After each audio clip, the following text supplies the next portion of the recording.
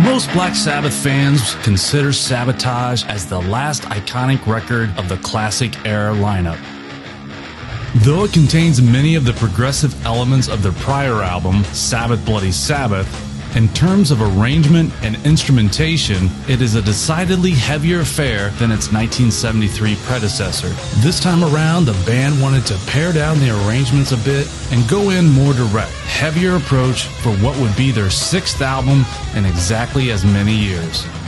Sabotage would be recorded at Morton Studios in Willesden, North London in February and March of 1975 and issued later that year, produced essentially by guitarist Tony Iommi and engineer Mike Butcher.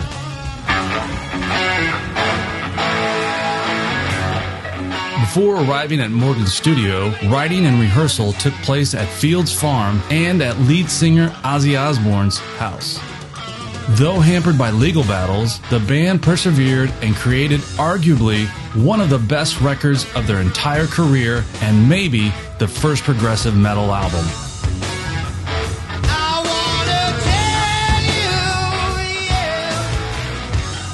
Ironically, to tell Sabotage's tale, we have to first discuss how the band themselves were sabotaged by management. The main characters are Jim Simpson, a club promoter in Sabbath's native Birmingham, England, and the band's first real manager.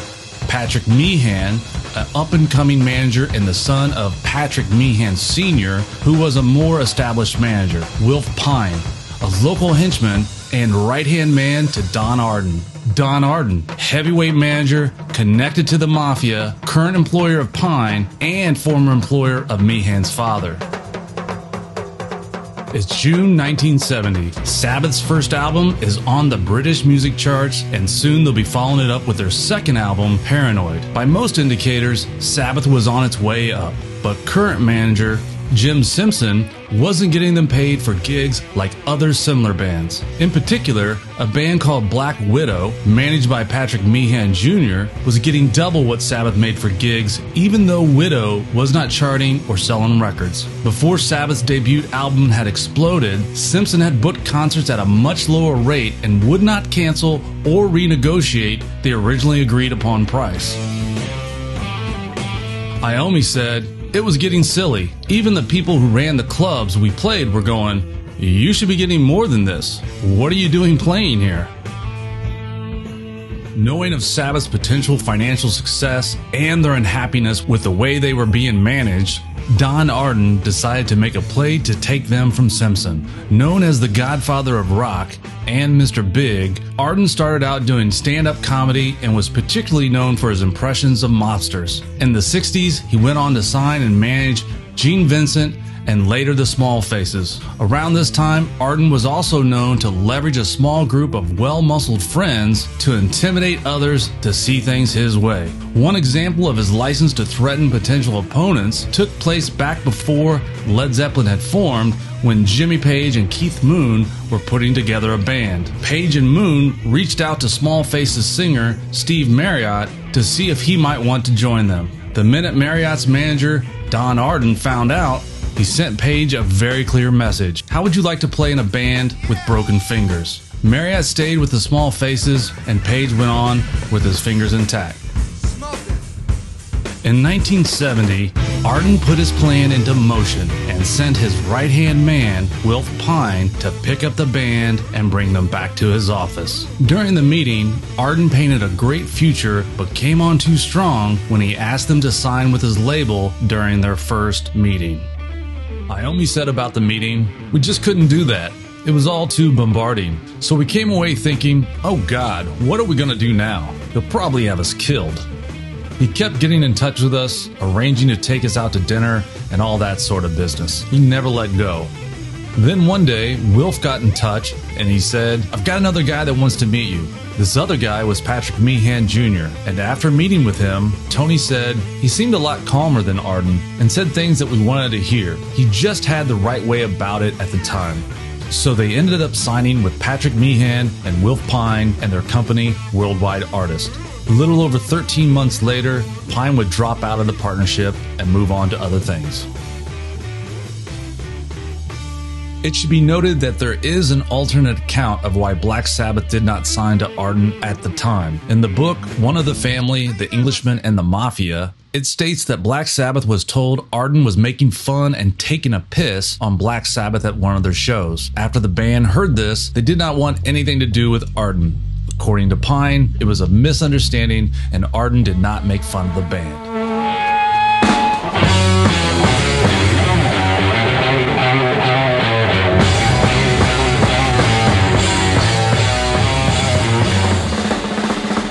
2 weeks before their second album was to be released, Jim Simpson received a lawyer's letter informing him that he no longer represented Black Sabbath, nor was he allowed to contact them directly anymore.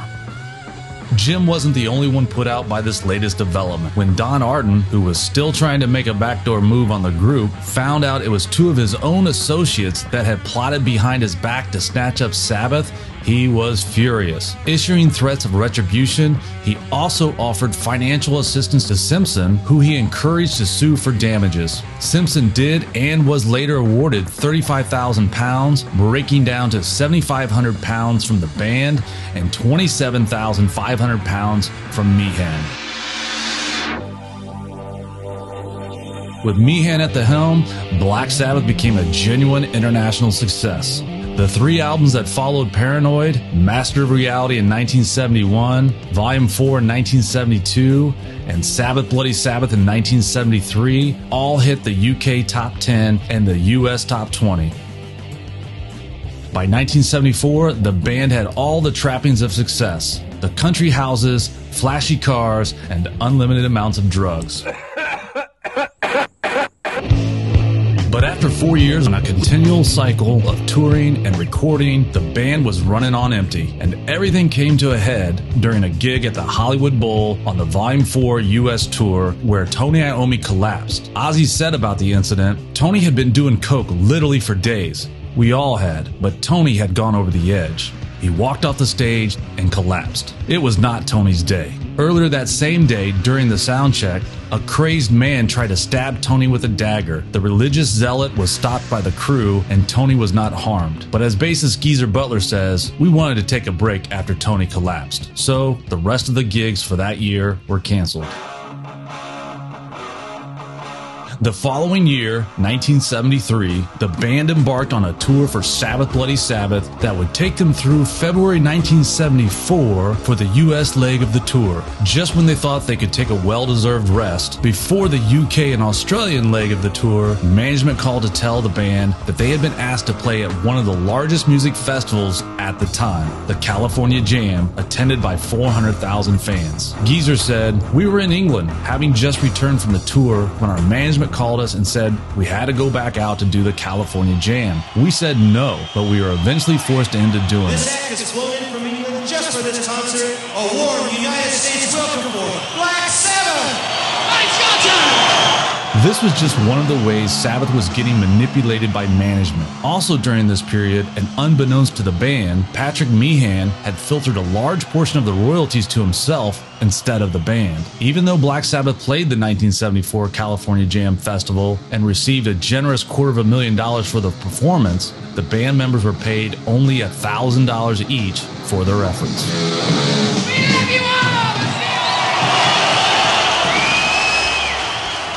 Osbourne complained, "Patrick Meehan never gave you a straight answer when you asked him how much dough you were making." Butler said it more bluntly, "We felt we were being ripped off." For Iommi, the situation with Patrick had already become unworkable, even before the band began to question his business dealings. "We could never find him when bills had to be paid," Iommi recalled. "It was a nightmare, and eventually I was left with no option but to walk away and try to pick up the pieces."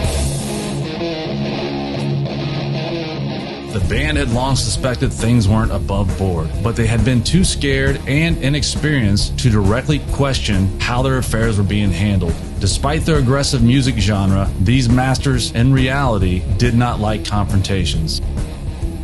As they learned over the summer of 1974, the reality was that they had no control whatsoever over what happened next. It was like the more you found out, the less you wanted to know, said Geezer. It was horrible. Sabbath had been snared the same way countless other acts had in the music business in the 60s. The band spent a fortune in legal fees only to discover that, in effect, they had no real money of their own. The cars they drove, the houses they lived in, all were owned on paper by Patrick Meehan and their management company. Most excruciating of all, and potentially career damaging, they didn't even own their own music. That's why we called the next album Sabotage, said Geezer. We were potless, absolutely broke. If the band had finished there, we would have been totally destitute.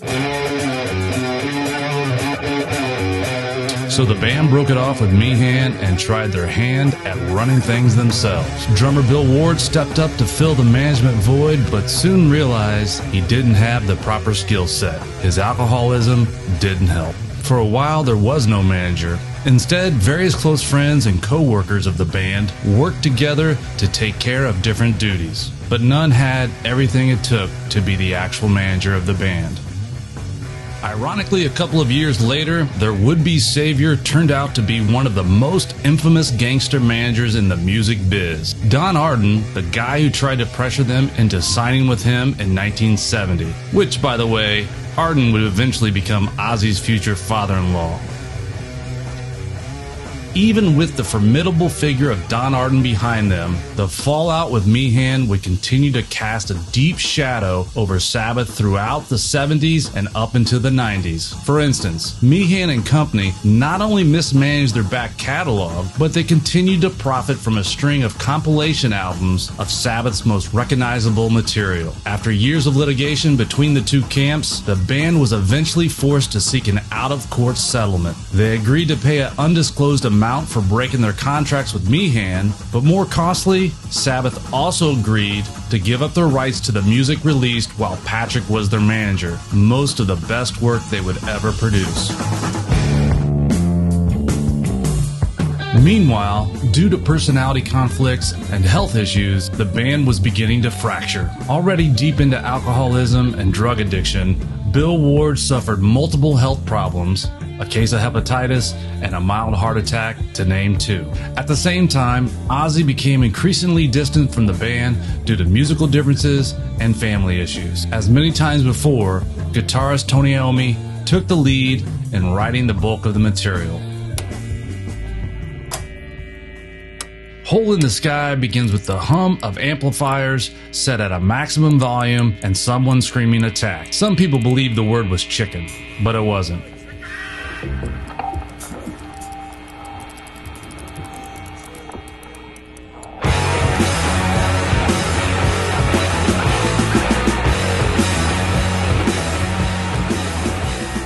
This scream was an in-joke delivered by producer Mike Butcher.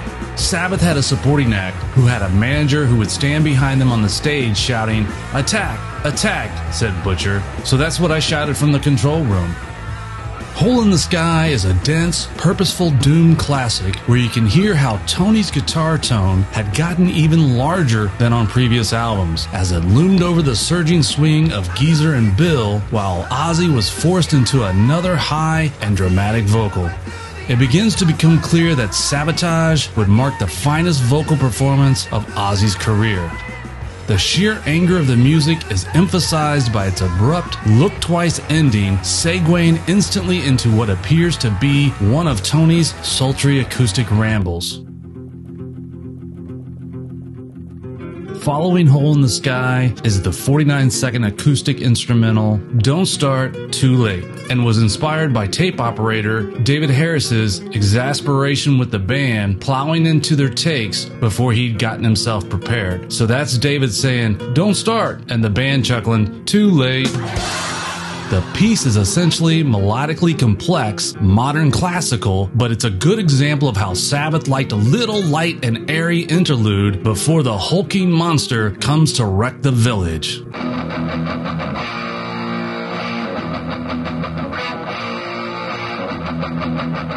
Wrecking the Village is the supercharged symptom of the universe. From Iommi's staccato riff, driving the monster forward to Ward's crazed drum fill, the entire band is on the attack. Not until Judas Priest's Sin After Sin, 2 years later, would heavy metal sound this intense and overdriven. And in retrospect, you can practically envision the entire new wave of British heavy metal coming to life. Closing out side 1 is the 9-minute, 46-second, which is the longest self-penned Sabbath tune ever, Megalomania, which is a much more involved piece structurally than anything else before it. Highlights include Iommi's snarling, trilling riffs, Ozzy growling out Sting Me and then later Suck Me, and Bill Ward's brilliant use of his cowbell to count off another rhythm change. The song is about suffering from paranoia, depression, and delusions. It is, in fact, an actual psychological disorder. A megalomaniac is a pathological egotist with symptoms like delusions of grandeur and an obsession with power. The song Megalomania is somewhat disturbing, fascinating, and exhausting all at the same time, and definitely an ambitious piece of work. Leading off side 2 is the Angus Young type riff and vastly underrated rocker, The Thrill of It All. The song has a well-used hand clap element years before John Mellencamp's Jack and Diane,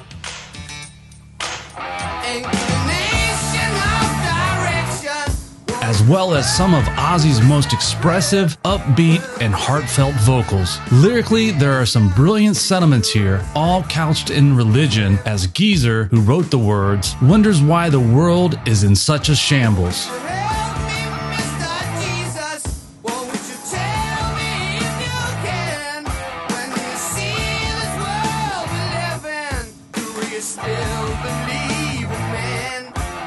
Geezer got the title of the song from a book he was reading at the time. The Thrill of It All also shows how the band was not sabotaged by management alone. Tape operator David Harris had mistakenly wiped the original master of the song, and the band had to re-record it. Rather than get all upset about it, the guys credited him on the album with tape operator and saboteur David Harris. The next song on the album, Supertzar, which initially had the working title of We Sell the Worst Chips in the Country, would become the band's intro music for concerts for years to come. Tony wrote it in the confines of his living room with him playing guitar and his wife Sue on the orchestral harp, and then later created the choir parts on his Mellotron. It's transformed on the album to a song vaguely reminiscent of the classic Yardbird song, Still I'm Sad. Take a listen and see if you agree.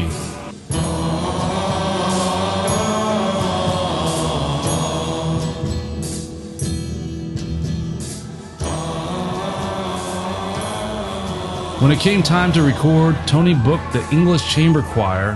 Not knowing anything about this, Ozzy walked into the studio, saw all these people, and walked out again, thinking he'd gone into the wrong studio. Also during the song's creation, Bill Ward had a mild heart attack and needed to take a 30-day hiatus to recoup.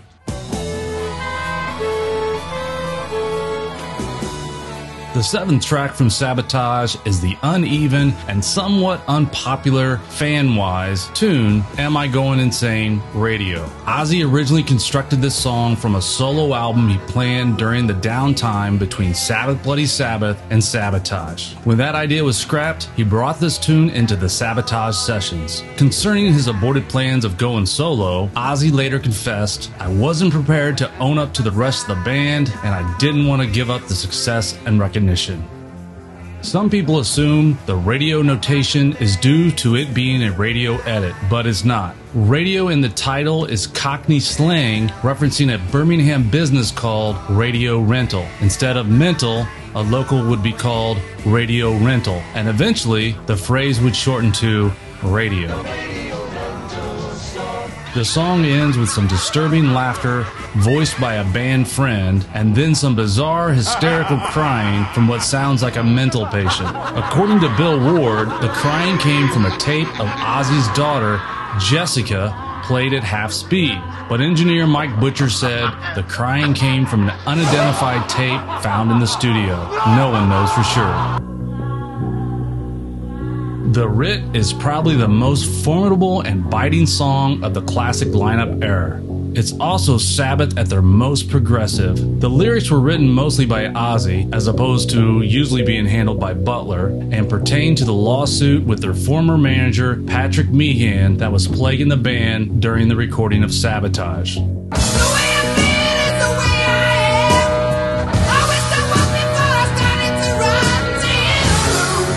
Delivering the song's spitting venom with manic savagery, Ozzy sounds particularly angry and scornful, especially in this section of the song, where he starts off by taking shots at Patrick Meehan and his father.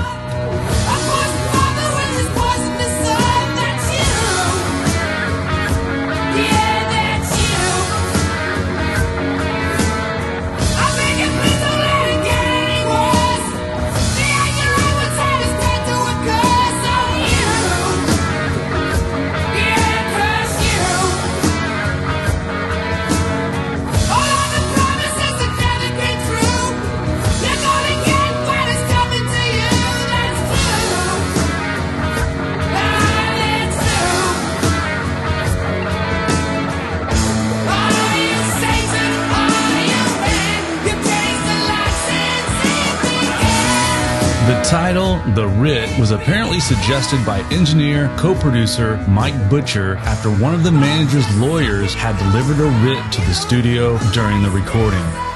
A writ is an order issued by a legal authority with administrative or judicial powers, typically a court. Ironically, the same year Sabbath released Sabotage, fellow Brit band Queen released a diss track as well about their former manager. You will find the same level of seething anger from Freddie Mercury on the song Death on Two Legs. Suck my blood like a leech. You break the law and you breach. Screw my brain till it hurts. You've taken all my money and you want more. Misguided on you with your big-headed rule, with your narrow-minded cronies who are fools of the first division. Death on two legs. For all the vitriol in the writ, there was a note of hope and defiance in its closing line.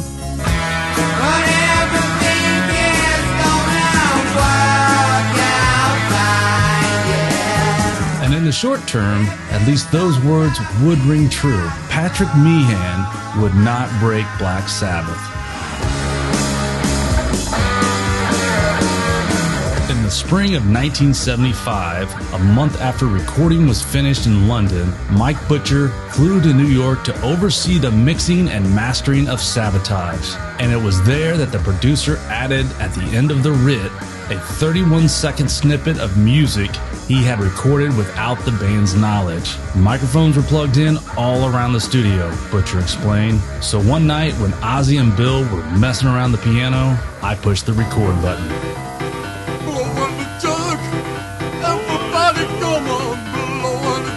What he captured was a joke song named Blow on the Jug. This stupid fucking thing, said Ward, a drunken song that Ozzy and me would sing together in a van or on a plane. That's me on the piano and Ozzy blowing on one of those brown cider jugs, playing it like a tuba.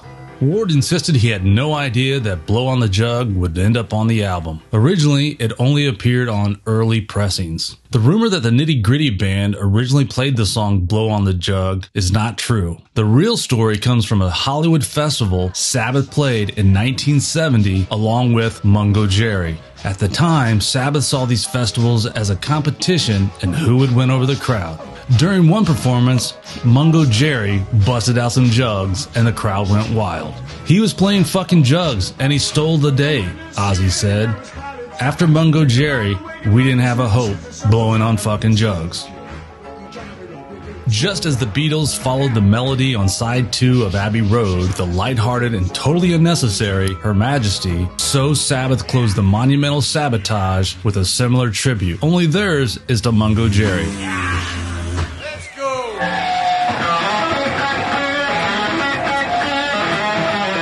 Now, with all the music recorded, the band needed to create an album cover. Sabotage was the first album to display the group on its front cover. The original idea for the record's artwork was based on a famous painting by the surrealist artist Rene Magritte, named Not to Be Reproduced. A man in a dark suit is standing facing a mirror. The reflection in the mirror shows the man's back, not his front. In essence, his image has been sabotaged. The concept was conceived by Bill Ward and his drum roadie Graham Wright, and executed and overseen by the Amsterdam design company Cream, also known as the Cream Group. Originally, the idea was to go for a corridor from a Dracula castle type thing. Sabbath was going to be standing in black suits in front of full-length mirrors hanging from the wall, and the reflected image was supposed to be reversed like Magritte's. The job of making all of this happen fell to the record company Vertigo, which announced the photo shoot a couple of weeks later. Instead of an old castle, the photo session would take place in a small photography studio in Soho. The band showed up thinking they were just meeting to talk about the album cover, not to shoot it. In fact, Ozzy showed up in a kimono, a homo in a kimono, as he would later describe his appearance. Bill wore his wife's revealing red tights, but he never wore underwear. Ward said of the shoot, "I had this old pair of jeans that were really dirty, so I borrowed my wife's tights. And so that my bullocks wouldn't show up under the tights, I also borrowed Ozzy's underpants because I had none." We think we found some proof that Mr. Ward is telling the truth. If you take a look at the back of the Sabotage album cover, you can see Bill Ward's underwear that he says is Ozzy's. Now, look at this picture of Ozzy wearing underwear. You be the judge.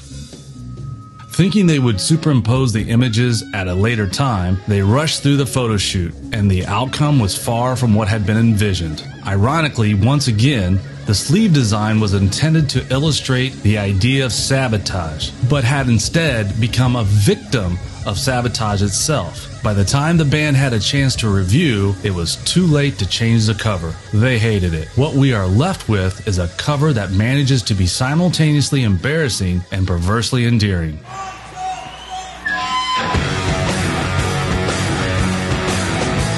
Upon release in late 1975, Sabotage got a mixed reaction. You had fans and critics raving about the album, including Rolling Stone critic Billy Altman, who wrote, "Sabotage is not only Black Sabbath's best record since Paranoid, it might be their best ever."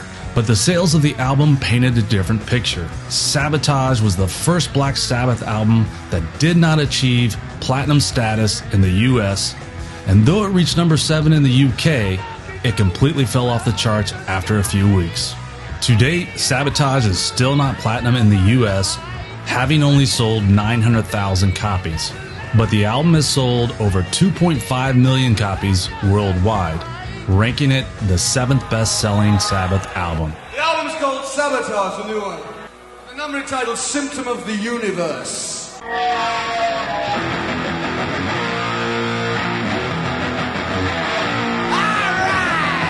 Behind the scenes, things continue to unravel. Just as Sabbath felt they had begun to get free of the mess they found themselves in after breaking with Patrick Meehan, their former manager struck another blow, authorizing the release in December of a double album compilation entitled We Sold Our Souls for Rock and Roll, featuring all their biggest hitters from their first 5 albums. The double album was released to coincide with the Christmas present buying season, and Sabbath didn't know whether to be pleased or not. Worse, the band members made no money whatsoever from this marketing scheme.